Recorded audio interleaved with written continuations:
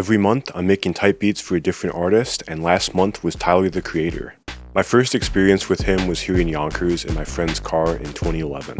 I absolutely loved the beat, and the aggressive lyrics really took me by surprise. A few years back, I dived into his full discography, and I was really surprised how much I enjoyed Goblin and Wolf. This month, I went back to my traditional format of listening to most of the artist's discography.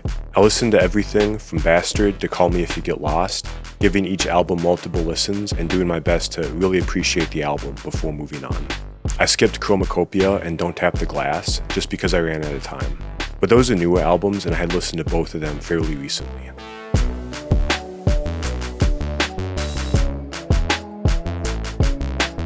So after listening to a ton of Tyler the Creator and making 8 beats, here's 3 things I learned.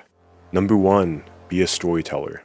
Every album he releases is like a movie, with the first 3 albums working as a trilogy because they all tell one complete story. I'm not always the most receptive listener when it comes to deeper meanings and picking up little details, but if you are that kind of listener, Tyler gives you a lot to unpack. He raps has a whole cast of characters, each with their own unique motives and perspectives. Sometimes it's a lot to keep track of, and there's multiple video essays breaking it down. This kind of world building is really new to me, and it's something I appreciated a lot more as I dove into the lore. Definitely not something I heard on my first or even second listen, but getting all the backstory and all the details was really enlightening. His stuff is really well thought out, and there's just a lot you can get into if you're someone who likes to dive deep. And even more than a theme, it's a coherent story that you can follow from beginning to end.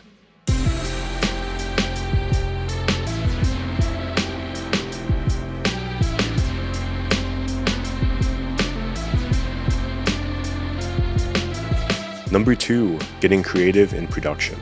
Goblin was the first album of his I heard, and I remember watching the Needle Drops review of it, criticizing the beats and production.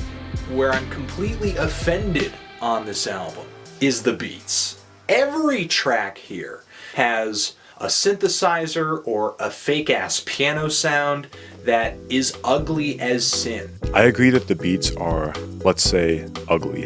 Synthesizers sound cheap, things are muffled that shouldn't be, and some of the mixing is objectively bad. But that ugliness lends itself to the lyrical content. It feels appropriate that tracks like Radicals or Transylvania are mixed the way they are. It feels more punk rock. Because something like Transylvania being like really pristinely mixed, it just would lose a little bit of the bite and the darkness that track is going for. And that's just talking about his earlier work. He definitely has evolved since then. I love how unique his drum patterns can be, how beautiful his chord progressions can be, and just in general the risks and unique things he does in his production just all the time.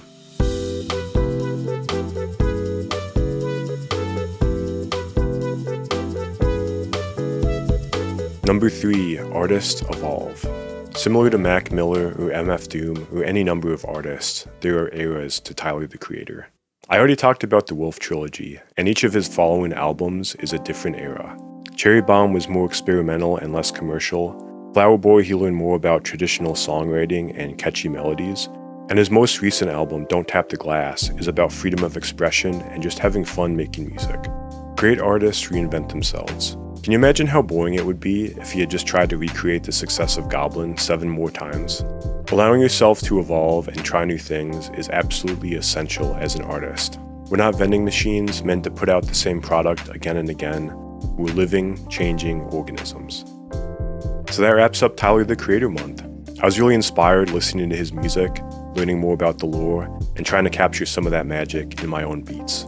This was probably my hardest month for making beats. A lot of them I wasn't really satisfied with. I wasn't really capturing the sound in the way I wanted to.